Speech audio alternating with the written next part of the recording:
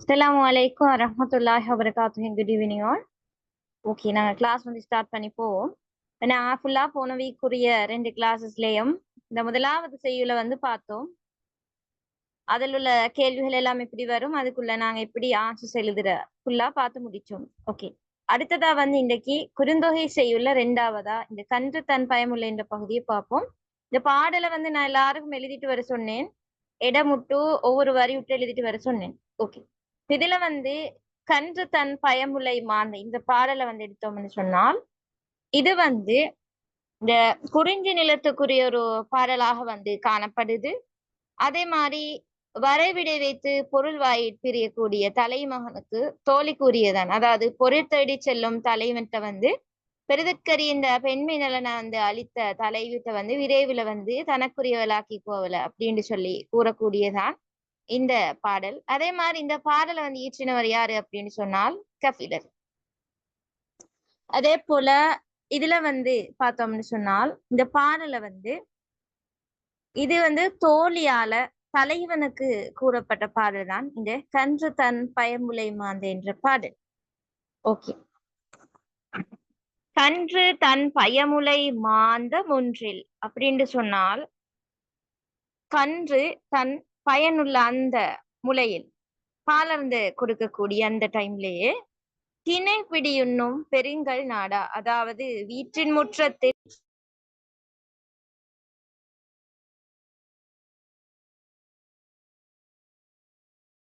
வீட்டுல முற்றத்தில் இருக்கக்கூடிய அந்த என்னது இப்ப உலர வச்சிருக்கும் திணை. அப்ப அந்த வீட்டுல முற்றத்துல வந்து உலர வச்சிருக்கக்கூடிய அந்த திணைய வந்து அந்த பெண் யானை வந்து எடுத்து அப்படி உண்ணும்.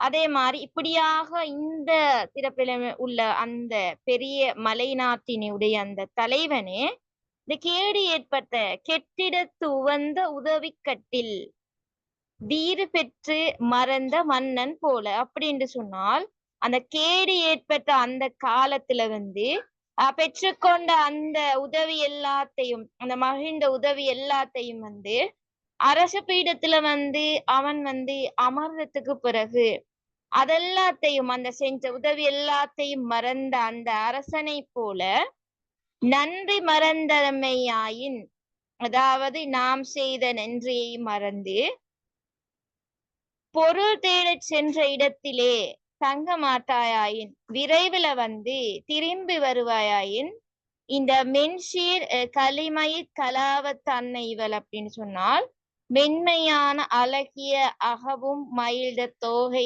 போன்ற ஒளிமென் கூந்தலுரியவள் நினக்கே, அதாவது இவளுடைய அந்த தலைத்த அந்த மென்மையான கூந்தல் உனக்கே உரிமையுடையது அப்படின்னு சொல்லி இந்த பாடல வந்து சொல்லப்படுது. அதாவது என்ன விஷயம் அப்படின்னா, யானையானது தனது கன்றுக்கு பயன் தரக்கூடிய அந்த பால் மடியில வந்து பாலை வந்து அருந்தத்துக்கு வந்து கொடுத்து கொண்டிருக்கிற அந்த டைம்லயே முற்றத்தில் இருக்கக்கூடிய திணையை வந்து கையால் உண்ணும். இப்படியான பெரிய மலைகளுடைய தலைவனே இந்த கேடு ஏற்பட்ட காலத்துல வந்து மனம் விரும்பி வந்து உதவி செய்தவர்களை வந்து அரச பீடத்துல வந்து மீண்டும் வீறு பெற்று வந்த டைம்ல உதவி செய்தவர்களை வந்து மறந்த மன்னனை போல நீயும் நன்றிய மறக்காம இருந்தால் இந்த மென்மையான சீர் போன்ற அகவக்கூடிய மயிட தோகை போன்ற இவள் இந்த தலைத்த கூந்தல் உனக்கே உரியதாகும் அப்படின்னுதான் இந்த பாடல் காணப்படுது. கிளியரா இன்னொரு தரம் சொல்லணுமா?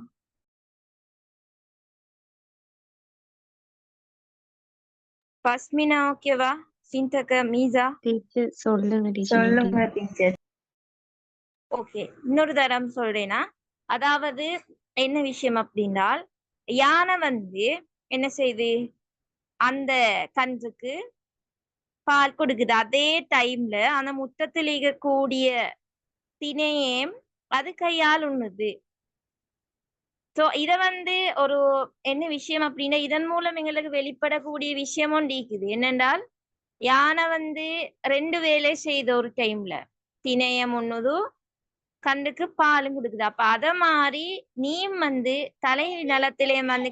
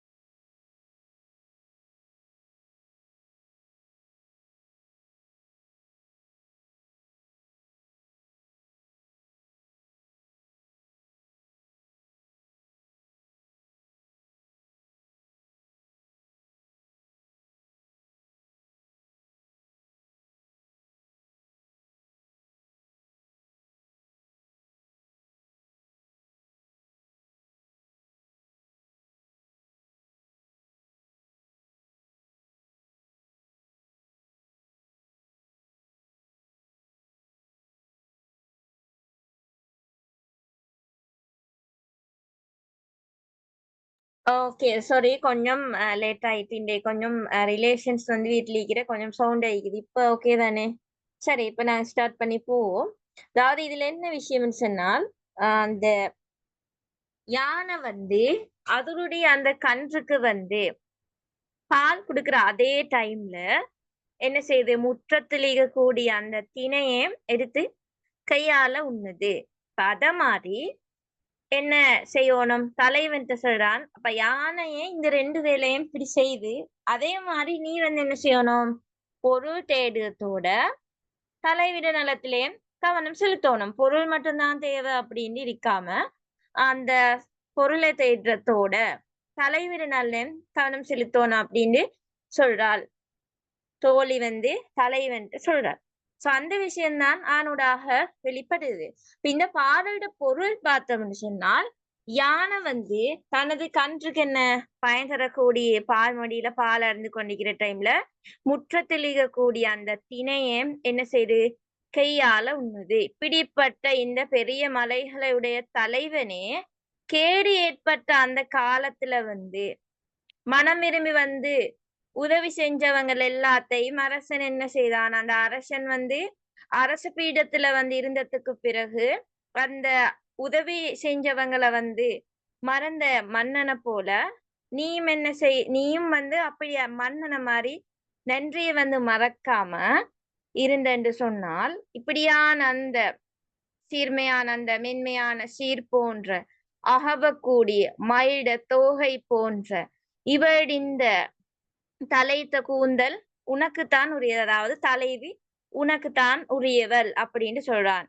எப்படி இந்தன்னு சொன்னால், நீயும் அந்த நன்றிய தலைவியிட அந்த இத வந்து தலை உனக்கு ஈந்தவள். அப்ப அந்த விஷயத்த வந்து நீயும் மறக்காம ஈந்து அவளிட்ட வந்து பொருள் வேடத்தோட அவளோட நீந்தன்னு சொன்னால், அவள் உனக்குத்தான் உரியவள் அப்படின்னு சொல்லி இதுல சொல்லப்படுது. ஓகே. கிளியரா?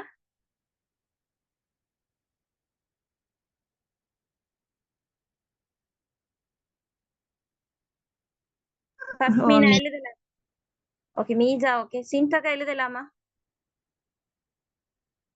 ஓகே மிஸ் எழுதலாம். ஓகே. இப்ப நான் டைம் தரேன். இதுக்குள்ள பொருள எழுதுங்க.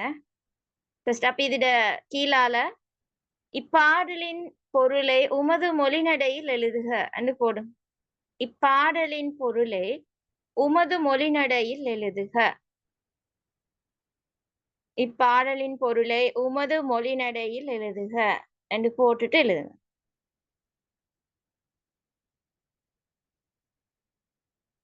பொருள் எழுதுறதுக்கு சரியா ஒரு 5 மினிட் ஓகே. அதுக்குள்ள எழுதி பாருங்க எல்லாரும்.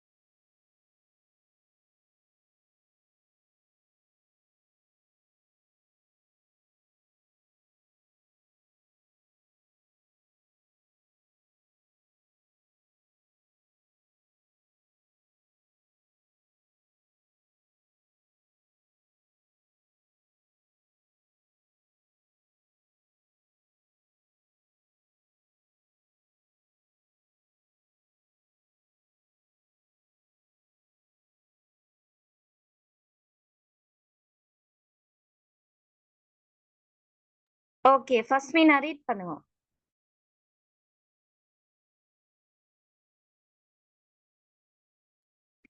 யானையானது தனது கன்றுக்கு பயன் தரக்கூடிய பாலினை கொடுத்துக் கொண்டே முற்றத்திலுள்ள திணைகளை உண்ணும் பெரிய மலைகளுடைய தலைவனே, கேடு எய்திய காலத்தில் மனம் விரும்பி உதவி செய்தோரை அரச பீடம் ஏறிய பின் மறந்த மன்னனைப் போல் நீ இருக்கவில்லையெனின், மென்மையான அழகினை உடைய மயிலின் தோகை போன்ற இவளின் தலைத்த கூந்தலானது உனக்கே உறுதுணையாகும்.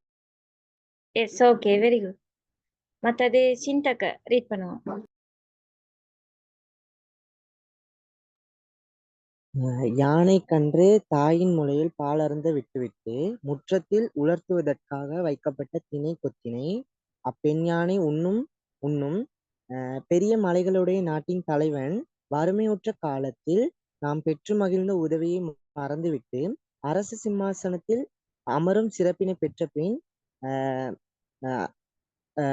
செய்த நன்றியை மறந்த அரசனை போல தாம் செய்த நன்றி மறந்து பொருள் தேடிச் சென்ற அவ்விடத்தில் நீ தங்காது இருப்பாய் ஆயின், மென்மையான அழகினை உடைய அகவும் மயிலின் தோகை போன்ற இவளுடைய தலைத்த மெல்லின கூந்தல் உனக்கே உரிமையுடையதென கூறப்படுகின்றது. Yes, okay, very good. Arun சரி. மீசா?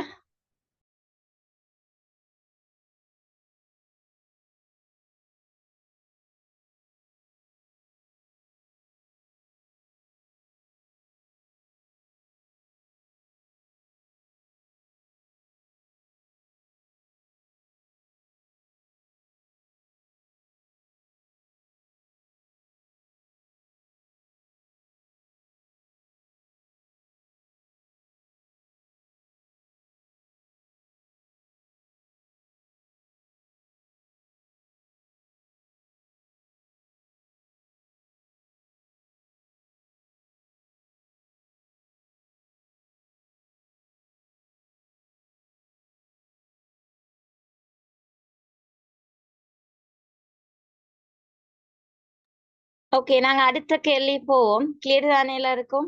அடுத்த கேள்வி போவோம். சரி, அடுத்த கேள்வி எழுதிக்கோங்க. 2வது கேள்வி. பாடலின் பேசு பொருள் துறை, பேசு பொருள்னா துறை. பாடலின் பேசு பொருளை பிராக்கெட்ல போடும் துறை குறிப்பிடுக.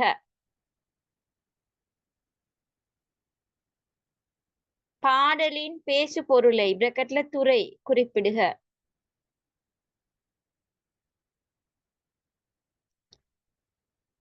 பேசு பொருள் என்னன்னு சொன்னால், தலைவியோடு கொண்ட உறவை மறவாது அவளை விரைஞ்சி மனம் செஞ்சுக்கோ அப்படின்னு சொல்லி தோழி தலைவனுக்கு வற்புறுத்துறதுதான் இந்த பாடல துறை பேசு பொருளாக காணப்படுது. ஓகே, எழுதிக்கோங்க.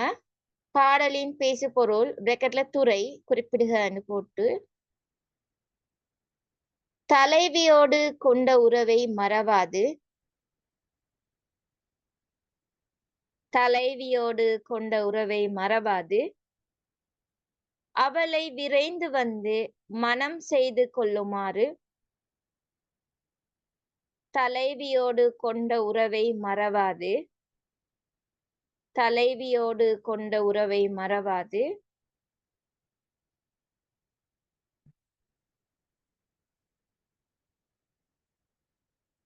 தலைவியோடு கொண்ட உறவை மறவாது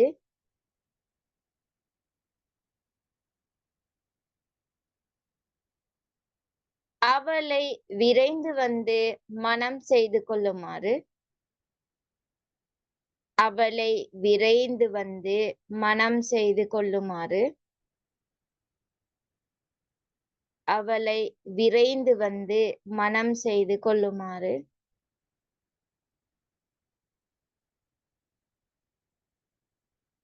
அவளை விரைந்து மனம் செய்து கொள்ளுமாறு தோழி தலைவனுக்கு வற்புறுத்தல், தோழி தலைவனுக்கு வற்புறுத்தல் தோழி தலைவனுக்கு வற்புறுத்தல்.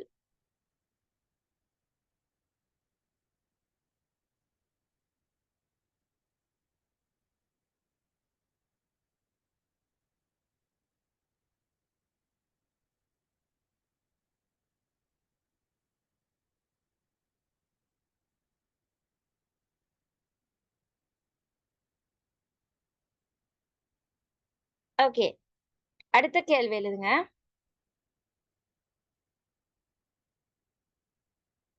அடுத்த கேள்வி எழுது. தலைவன் மேற்கோள் குறியில் எழுது. மேற்கோள் குறியில் எழுது.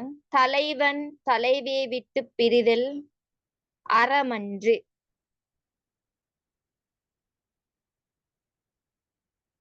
மேற்கோள் குறியில் எழுது. தலைவன் தலைவியை விட்டு பிரிதல் அறமன்று எனும் கருத்து தொனிக்கு மாற்றினை எடுத்து காட்டுக. எனும் கருத்து தொனிக்கு மாற்றினை எடுத்து காட்டுக. எனும் கருத்து தொனிக்கு மாற்றினை எடுத்து காட்டுக. எனும் கருத்து தொனிக்கு மாற்றினை எடுத்து காட்டுக. எனும் கருத்து தொனிக்கு மாற்றினை எடுத்து காட்டுக. என்ன விஷயம் அப்படின்னு சொன்னால், இதுல தலைவன் தலைவிட்டு பிரிதல் அறமன்று என்ற ஒரு கூற்று கூறப்படுது. அதன் மூலமா என்ன சொல்லப்படுது அப்படின்னு தான் கேட்டீது. அதாவது தான் பலமிழந்து இருந்த அந்த காலத்துல பிறட உதவி எல்லாத்தையும் பெற்று அரசு கற்றல ஏறினத்துக்கு பிறகு தனக்கு முன்னால உதவியவங்க எல்லாரையும் மறந்துவிடக்கூடிய மன்னர்களை போல நீ நன்றி மறந்தவனாக அமையவில்லை எனில் தலைவிட நலமெல்லாம் அந்த கூந்தல் முதலியன எல்லாம் உனக்கே உரியதாகும் எனும் தோழியிட அறிவுரையில அந்த தலைவன் தலைவியை விட்டு பிரிவது அறம் என்ற கருத்து தொனிக்குது. எனவே நன்றி மறவாது செயற்படுவதுதான் உயர்ந்த அறம் என்று இதனூடாக வெளிப்படுத்த பார்க்கலும்.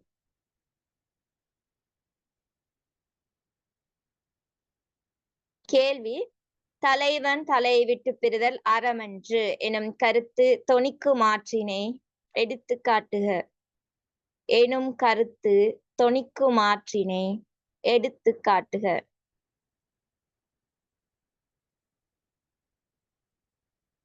தொனிக்கு மாற்றினை எடுத்து காட்டுக. ஓகே, எழுதிக்கோங்க விடைய.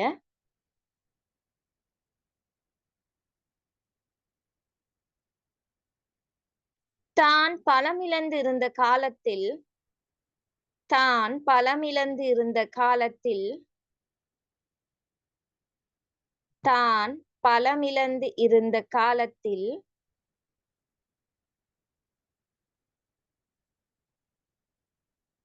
தான் பலமிழந்து இருந்த காலத்தில்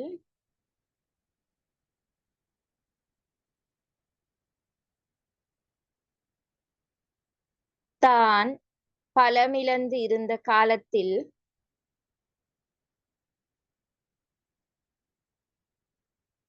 தான் பலமிழந்து இருந்த காலத்தில் பிறரின் உதவியை பெற்று தான் பலமிழந்து இருந்த காலத்தில் பிறரின் உதவியை பெற்று பிறரின் உதவியை பெற்று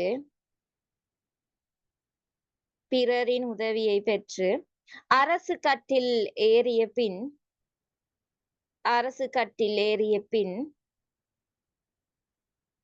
அரசு கட்டில் ஏறிய பின் அரசு கட்டில் ஏறிய பின் தனக்கு முன்னர் உதவியவர்களை தனக்கு முன்னர் உதவியவர்களை தனக்கு முன்னர் உதவியவர்களை மறந்து விடுகின்ற மன்னர்களை போல தனக்கு முன்னர் உதவியவர்களை மறந்து விடுகின்ற மன்னர்களை போல மறந்து விடுகின்ற மன்னர்களை போல மறந்து விடுகின்ற மன்னர்களைப் போல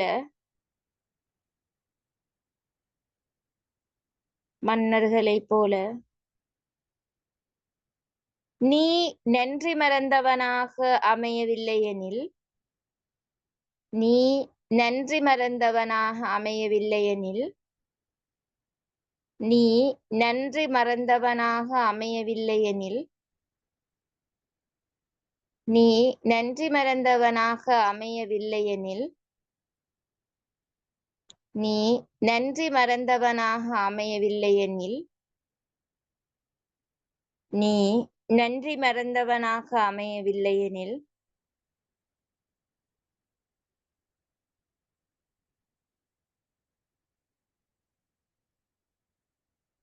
அமையவில்லையெனில் தலைவியின் நலமெல்லாம்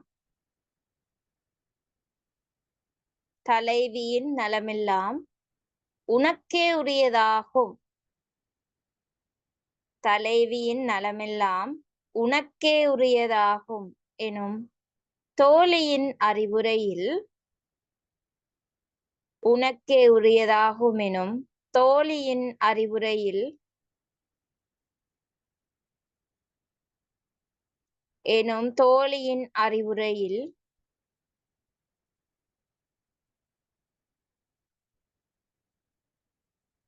தோழியின் அறிவுரையில் அறிவுரையில் தலைவன் தலைவியை விட்டு பிரிவது தலைவன் தலைவியை விட்டு பிரிவது அறமன்று என்ற கருத்து தொனிக்கின்றது தலைவன் தலைவியை விட்டு பிரிவது அறமன்று என்ற கருத்து தொனிக்கின்றது அறமன்று என்ற கருத்து தொனிக்கின்றது என்ற கருத்து தொனிக்கின்றது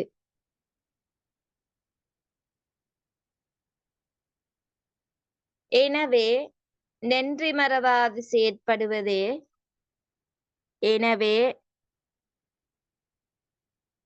நன்றி மறவாது செயற்படுவதே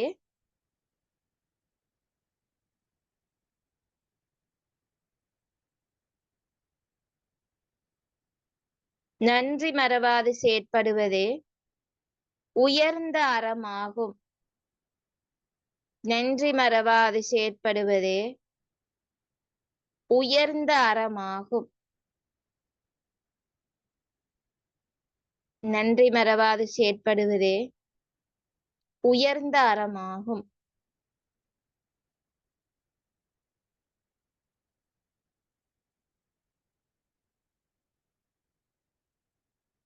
ஓகே நெக்ஸ்ட் क्वेश्चन எழுதுங்க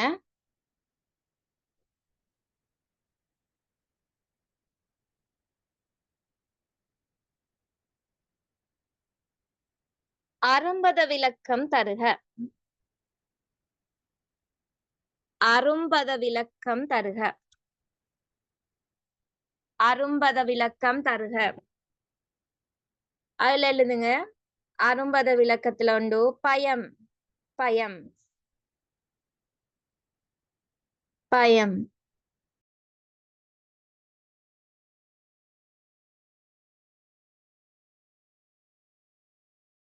அரும்பத விளக்கம் தருகல ஒன்று எழுதுங்க பயம் இப்ப நீங்க பயத்துக்குள்ள மீனிங் வந்து எழுதணும்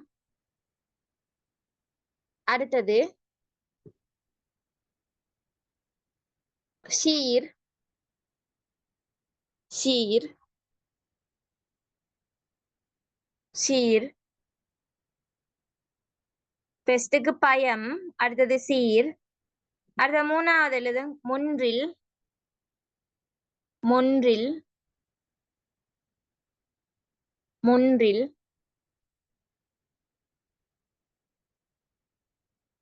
முன்றில்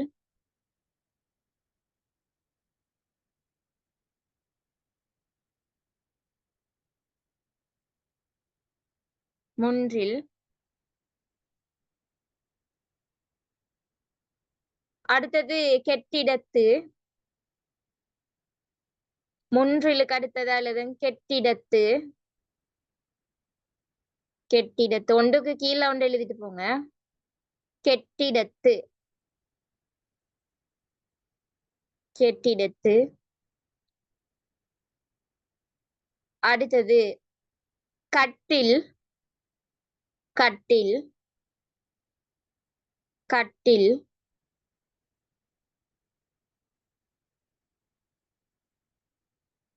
கட்டில்.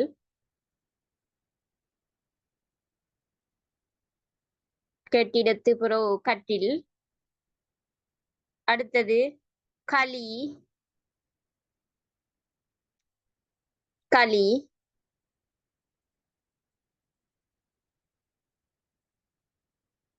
களி பாம்புலி களி. அடுத்தது ஒளி. களிக்கு அடுத்தது ஒளி.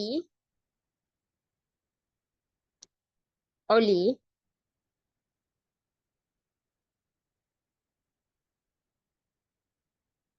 ஒளி. அடுத்தது எழுதுங்க வீறு. வீறு.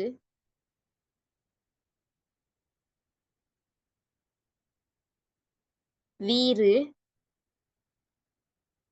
அடுத்தது கலாவம். கலாவம். கலாவம். வீருக்கு அடுத்தது கலாவம்.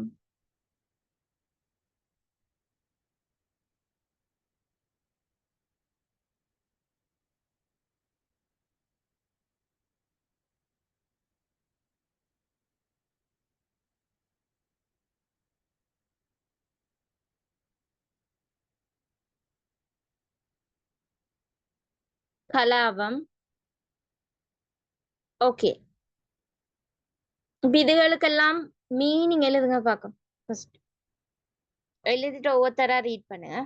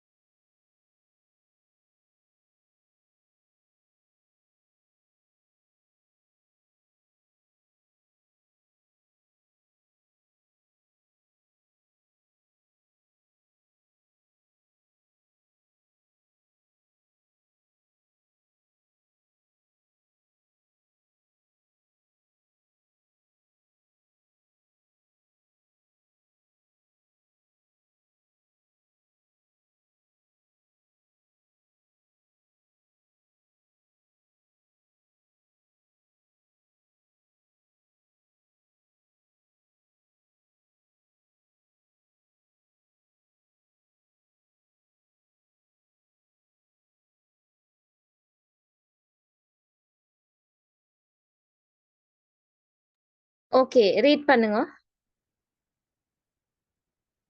ஃபஸ்மினா.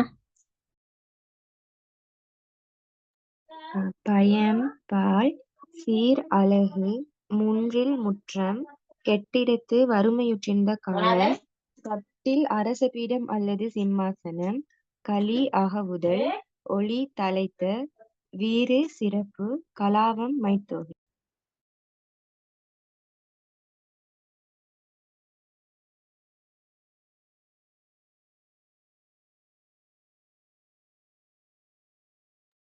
என்ன விஷயம்னு சொன்னால் பயமண்டா பயனண்டுதான் மீனிங். பயன் தரக்கூடிய முளை.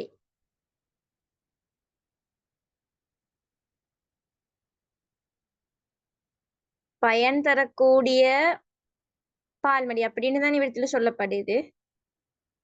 அதுல வந்து பயமண்டா பயனண்டு மீனிங், மத்ததுகள் ஓகே சரிதானே? சரி டீச்சர். ஓகே, அடுத்த கேள்வி எழுதிக்கோங்க. பாடலில் கையாளப்பட்டுள்ள உவமை அணியினை எடுத்து காட்டி விளக்குக. பாடலில் கையாளப்பட்டுள்ள உவமை அணியினை எடுத்து காட்டி விளக்குக. ஓகே, இதுல வந்து ஃபர்ஸ்ட்டுக்கு நாங்க உவமை அணி அடியதுன்னு கொடுக்கணும். கொடுத்துட்டு அதன் மூலம் என்ன சொல்லப்படுது அப்படின்னு கொடுத்துட்டு உபமானம் உபமேயம் பொதுத்தன்மை குறிப்பிடணும். இதுதான் எழுதுற சிஸ்டம். இப்போ ஃபர்ஸ்ட்டுக்கு வரி, அதாவது களிமயிற் கலாவ தன்னைவல் ஒளிமின் கூந்தல் என்ற வரியினூடாக உவமை அணி கையாளப்பட்டுள்ளது. அதாவது தலைவியினுடைய அந்த கூந்தல் இத பத்தி விடத்துல சொல்லப்பட்டிருக்கிறத பாக்கியலும்.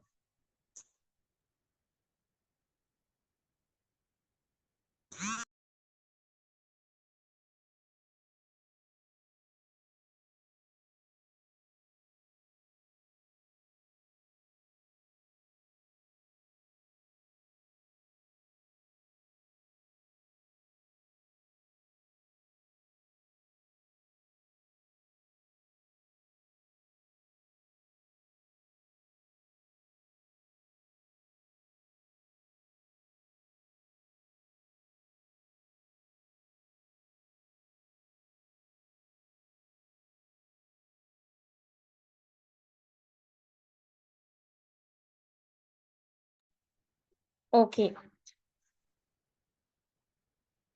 அப்ப அவடத்துல வரியை சொல்லி காட்டிட்டு அடுத்ததா வந்து அந்த வரியினூடாக என்ன சொல்லப்படுதுன்னு கொடுக்கணும்.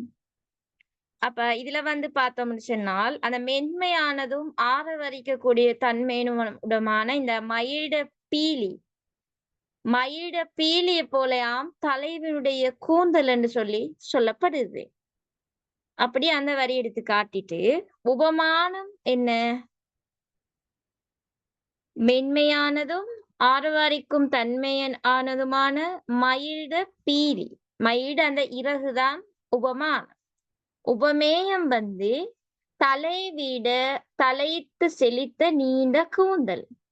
பொதுத்தன்மை என்ன, மென்மையும் தலையிட்டு செலுத்த நீண்டிருக்கும் அழகும். பிடித்தா எழுதணும். அதுக்கு பிறகு வந்து அதுல என்ன சொல்லப்படுது அப்படின்றால் அரசன் ஒருவன் வந்து பலம் இழந்திருந்த அந்த காலத்திலிருந்து பிறட உதவியை பெற்று அந்த அரசு கட்டில் ஏறிய பின் தனக்கு முன்பு உதவியவர்களை மறந்துவிடும் மன்னனை போல என உவமை அணி கையாளப்பட்டு நன்றி மறந்தவனாக தலைவன் தலையை விட்டு பிரிவது அறமன்று என்ற அந்த உவமை அணியும் கையாளப்பட்டிருக்கிறத பார்க்கலும். இவ்விடத்துல 2 உவமை அணிகள் இருக்குது. ஓகே, ஃபர்ஸ்ட்டுக்கு நீங்க அந்த மயில தொகைக்கு சொன்ன விஷயத்த எழுதுங்க. களிமயிற் கலாவ தன்னைவல் ஒளிமென் கூந்தல் என்ற வரியினூடாக உவமை அணி கையாளப்பட்டுள்ளது. அதாவது தலைவனுடைய கூந்தலை வந்து மயிட அந்த பீலி தன்மையுடையதுமான மயிட அந்த இறகுக்கு ஒப்பிட்டு கூறப்பட்டிருக்குது. உபமானம் மென்மையானதும் ஆரவாரிக்கும் தன்மையுமான மயிட பீலி. உபமேயம் தலைவிட தலைத்து செழித்த நீண்ட கூந்தல், பொதுத்தன்மை, மென்மையும் தலைத்து செழித்து நீண்டிருக்கும் அழகும். ஓகே, கிளியரா இது? எழுதுற விளங்கினா அல்ல இன்னொரு தரம் சொல்லணுமா எப்படி? விளங்குச்சு டீச்சர். ஓகே, டைம் தாரேன், அதுல எழுதிட்டு சொல்லுங்க. அது உவமையானி ஒன்றுன்னு போட்டு எழுதுங்க. ஃபர்ஸ்ட் உவமையானி ஒன்றுன்னு போட்டு வரிய கொடுங்க. ஃபர்ஸ்ட்டுக்கு வரிய கொடுத்துட்டு இந்த வரியில உவமையானிக்கு அளப்பட்டீங்கன்னு சொல்லிட்டு அதன் மூலம் என்ன சொல்லப்படுதுன்னு கொடுக்கணும். அதுக்கு பிறகு உவமானம் என்ன, உவமேயம் என்ன, பொதுத்தன்மை என்னன்னு எழுதணும்.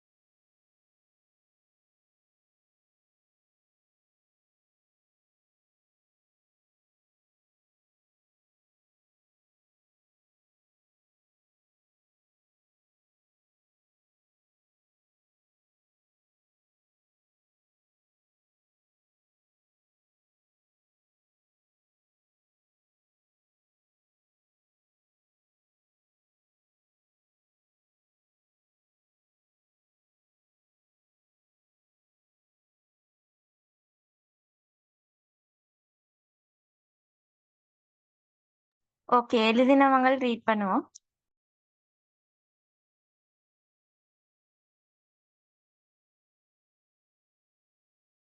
யாரும் பிழை எழுதவானம், எழுதி நீங்க ரீட் பண்ணி சரி பார்த்து கொள்வதுதான் நல்லம்.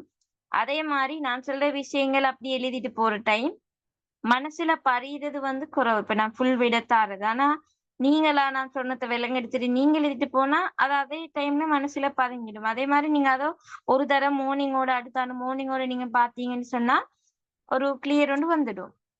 அதை இன்னொரு தரம் பார்க்க வேண்டிய தேவையே இல்லை, ஃபர்ஸ்ட்ல இருந்து படிக்க வேண்டிய ஒரு தேவையும் வராது. சும்மா நார்மலா பார்த்தா விளங்கிடும்.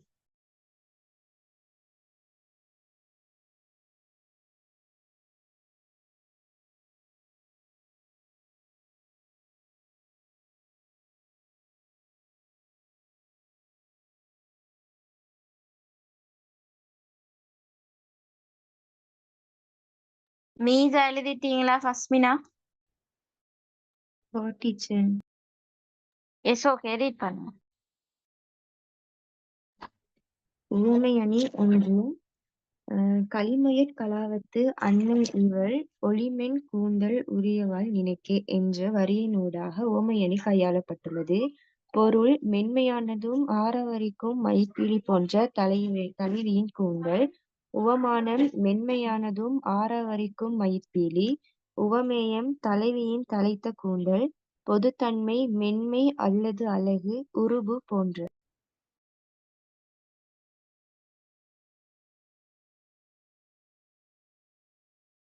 பொதுத்தன்மை என்ன எழுதினீங்க? மென்மை அல்லது அழகு. ஓகே, கொடுக்கலாம். அதாவது மென்மையும் தலை செலுத்து நீண்டிருக்கும் அழகும் என்றதையும் பொதுத்தன்மையா சொல்லேலும், மென்மை அல்லது அழகுன்னு கொடுக்கலும். ஓகே, அடுத்ததா அதை எழுதுங்க. உவமையணி 2. வீறு பெற்று மறந்த, அதாவது கெட்டிடத்து உதவி கற்றில் வீறு பெற்று மறந்த மன்னன் போல என்ற வரியினூடாக உவமை அணி கையாளப்பட்டுள்ளது. அதாவது அரசன் ஒருவன் பலம் இழந்திருந்த காலத்தில் பிறரின் உதவியை பெற்று அரச கட்டில் ஏறிய பின் தனக்கு முன்பு உதவியவர்களை மறந்துவிடும் மன்னனை போல என்று ஓமித்து கூறப்பட்டுள்ளது. நன்றி மறந்தவனாக தலைவன் தலை விட்டு பிரிவது அறமன்று என்று காட்டப்படுது. உபமானம், உபமேயம், பொதுத்தன்மை. உபமானம் என்ன? உபமானம் என்ன சொல்லலாம்? நன்றி மறந்த மன்னன். Yes, very good. நன்றி மறந்த மன்னன். உவமேயம்?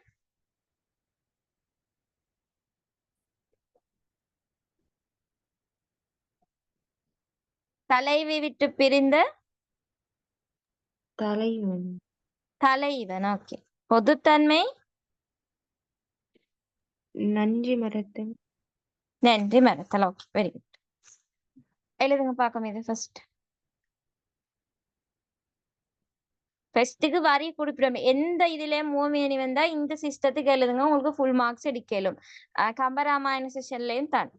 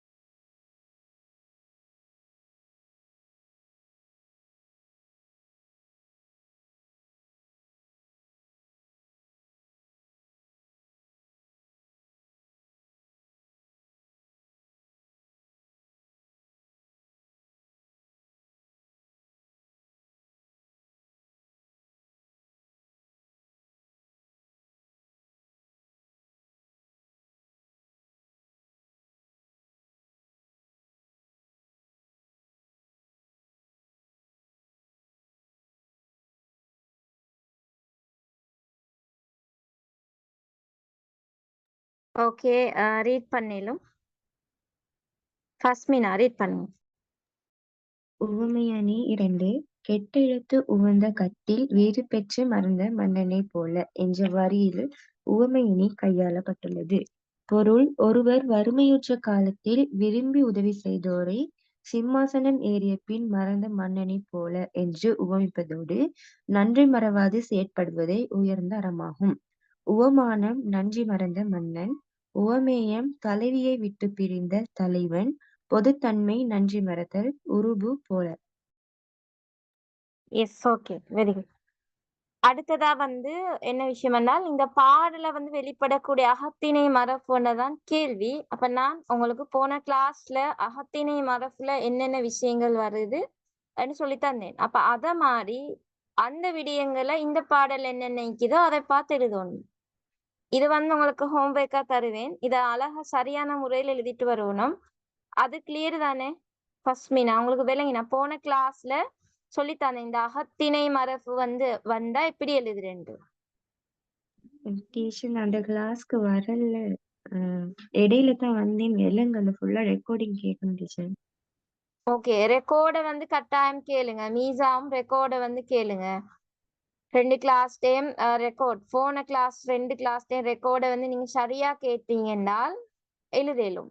அதுல வந்து சரியாவே மெயினா என்னென்ன விஷயங்களை மெயின் பண்ணி எழுதணும்னு சொல்லி கொடுத்தேன். நான் இன்றைக்கும் ஒரு விடயங்களை சொல்லி தருவேன். அப்ப அதை சரியா கேட்டுட்டு எழுதுங்க. இப்ப ஒரு இதுல வந்து வந்தேன்னு சொன்னால் ஒரு பாடத்துல என்ன பாடம்னாலும் இந்த சங்கச்செயுள் என்ன சங்கச்செயுள் வந்தாலும் அதுல வந்து அகத்திணை மரபு கேட்டுன்னு சொன்னால் அதுல வந்து இந்த மெத்தட்டுக்கு வந்து எழுதினீங்கன்னு சொன்னா சரி. அகத்திணை மரபு கேட்டென்றால் ஒன்று வந்து அந்த பாடல்ல இதுல இருக்கக்கூடிய துறையை எழுதணும். பாடல் இருக்கக்கூடிய துறை என்னன்னு சொல்லி எழுதணும். அடுத்தது வந்து துறையனா நான் பேசு பொருளா தந்தேன் தானே, அது வரணும். அடுத்ததா வந்து பாடல்ல வந்து இருக்கக்கூடிய முதல் கரு உரி என்னன்னு சொல்லி எழுதணும். முதலாக என்ன சொல்லப்படுது, கருவாக என்ன சொல்லப்படுது, உரியாக என்ன சொல்லப்படுதுன்னு எழுதணும். முதலாக வந்து பார்த்தால் மலை சார்ந்த அந்த குறிஞ்சி நிலத்தை பத்தி சொல்லப்படுது. அதே மாதிரி இந்த பாடல கருவா பார்த்தால் அந்த யானை, திணை, மயில்ட பீலி இதெல்லாம் கருவா சொல்லப்படுது. உரி என்று சொன்னால் ஒழுக்கம். அதாவது குறிஞ்சி நிலத்துல என்ன ஒழுக்கம் சொல்லுங்க வாங்க. குறிஞ்சி நிலத்துல என்ன ஒழுக்கம்? புணர்தல். Yes, very good. புணர்தல் ஒழுக்கம். அப்ப அத வந்து உரியாக கொடுக்கு. அப்ப ஒரு விஷயம் வந்து துறைய எடுத்து காட்டணும். துறை எழுதினீங்கன்னு சொன்னா சரி. அப்ப அது ஒரு பாடல வெளிப்படக்கூடிய அகத்திணை மரபு துறை. அடுத்தது வந்து முதல் கரு உரி. முதல் என்ன, கரு என்ன, உரி என்ன. அடுத்த விஷயமா வந்து மெயினா இந்த பொதுவாக வந்து இந்த சங்க பாடல் அகப்பாடல்கள் காதல் சார்ந்த விடயங்கள் கூறக்கூடிய இந்த அகப்பாடல்ல வந்து பொதுவாக தலைவன்ற தலைவிட பேர் சுட்டப்படுதல்ல. அவங்களோட வந்து பேர் சொல்றல தலைவன் தலைவி என்றுதான் சொல்லு. ஆனா அவங்களுக்குள்ள பேர்கள் சொல்லப்படுதல்ல. பேர் சொல்லப்படுது என்றால் புறம் சார்ந்த பாடல்கள்ல. அதாவது அலிசி அப்படி அவங்களோட பேர்கள் சொல்லப்படுது புறம் சார்ந்த இலக்கிய செய்யுள்கள்ல. ஆனா இது அகம் சார்ந்த செய்யுளே. அப்ப இதுல அகத்திணை மரபுல பிரதான ஒன்றுதான் இந்த தலைவன் தலைவி பெயர் சுட்டா பண்பு. அப்ப அத ஒரு அகத்திணை மரபா உங்களுக்கு கொடுக்கலும். அதே மாதிரி இந்த காதல் உணர்ச்சியை வந்து வெளிப்படுத்துவதனூடா இப்பாடல் வந்து இடம்பெற்றிருக்கிறத பார்க்கலும். அடுத்தது வந்து இதுல வந்து பார்த்தோம்னா அகத்திணை மரபாக வேற என்ன சொல்லலும் என்றால் கருத்தை வந்து பாத்திர கூற்று வாயிலாக வெளிப்படுத்துறது. கருத்தை வந்து பாத்திர கூற்று வாயிலாக வெளிப்படுத்துறது. அதே மாதிரி இந்த பாடல வந்து இயற்கை வர்ணனைகள் வந்து கையாளப்பட்டிருக்கிறத பார்க்கலும். அதையும் ஒரு அகத்திணை மரபா உங்களுக்கு கொடுக்கலும். அடுத்தது வந்து பாடல வந்து அணிகள் கையாளப்பட்டிருக்குது. அத ஒரு அகத்திணை மரபா சொல்லலும். அணிகள் கையாளப்பட்டுள்ளதுன்னு கொடுத்துட்டு வந்து ப்ரூவ் பண்ணுங்க. இந்த உவமை அணி ஈக்கிறத பார்க்கலும். அப்ப உவமை அணியில வந்து தலைவிட கூந்தல மயிட தொகைக்கு ஒப்பிட்டிக்குது. அதே மாதிரி அந்த உதவி கட்டில மறந்த மன்னன் போல அந்த வரியில உவமை அணி கையாளப்பட்டிருக்கிறத பார்க்கலும். அதே மாதிரி இதுல வந்து இந்த இறைச்சி பொருள் உள்ளுரை உவமை அணி கையாளப்பட்டிருக்கிறத பார்க்கலும். இறைச்சி பொருள் வந்து கையாளப்பட்டிருக்கிறதையும் இதுல எங்களுக்கு பார்க்கலும். அதாவது எது இறைச்சி பொருள் சொல்லுங்க பார்க்கும். கன்று தன் பயமுலை மாந்த மூன்றில் திணைப்பிரி ஒன்றும் பெருங்கல் நாடன்ற இதுல யானை வந்து எப்படி கன்றுக்கு பாலை கொடுத்து அத முத்தத்துல உள்ள திணை ஒண்ணுதோ அதே மாதிரி மன்னன் வந்து வெளியே வந்து பொருள் தேடி போனாலுமே தலைவிய வந்து திருமணம் செய்யணும் அப்படின்னு சொல்றது. தலைவியையும் காத்து கொள்ளணும் என்று வலியுறுத்தப்படுது. அதுதான் அதுல இல்ல இறைச்சி பொருள். அப்ப இதுல வந்து அணிகள் காலப்பட்டிகன்னு சொல்லிட்டு சும்மா நார்மலா எழுதினீங்கன்னு சொன்னா சரி. இந்த இறைச்சி பொருள் பத்தின விஷயத்தையும் அதே மாதிரி ஊமை அணிகளா என்னன்னு சொல்லி. Teacher okay. ஓ சொல்லுங்க. இறைச்சி பொருளுக்கு உள்ளுறை உமைன்னு சொல்றா. இறைச்சி பொருள் வந்து அதுல வந்து உள்ள விஷயத்த வந்து இப்ப 2 டிஃபரெண்ட் இருக்குது. இறைச்சி பொருளும் உள்ளுறை உபமமும் 2 டிஃபரெண்ட் இருக்குது. இறைச்சி பொருள்னு சொன்னா என்ன? இறைச்சி பொருள்னா என்ன? ஒரு விஷயத்த 2 வந்து பொருள் இருக்கும். மறைமுகமா சொல்லிக்கிறது. மறைமுகமா சொல்லி காட்டுறதுதான் இறைச்சி பொருள். விளங்கினா? மறைமுகமா விளங்காம சொல்றது. அதான் அந்த அது பாலை இத அது வந்து 2 வேலையும் செய்து நீயும் இந்த 2 இதையும் செய்யணும். மறைமுகமா சொல்லி காட்டுறதுதான் இறைச்சி பொருள். உள்ளுறைமுகம் அப்படின்னு சொன்னால் ஒண்ட வந்து சொல்றதுக்கு வந்து சூட்சுமமாக சொல்றது, சூட்சுமமாக உணர்த்துறது. கிளியரா? சரி டீச்சர். ஓகே. சூட்சுமமா உணர்த்துன்னு சொன்னால் உள்ளுரை ஓமத்துக்கு உங்களுக்கு அந்த இதை கொடுக்கலும். அந்த அரசிக்கட்டுல வந்து வீடு பெற்றது நன்றி மறந்த அரசண்ட செயற்பாடு மாதிரின்னு சொன்ன விஷயம் அது சூட்சுமமாக உணர்த்தப்பட்டது. அதான் இடத்துல குடிக்கலும்.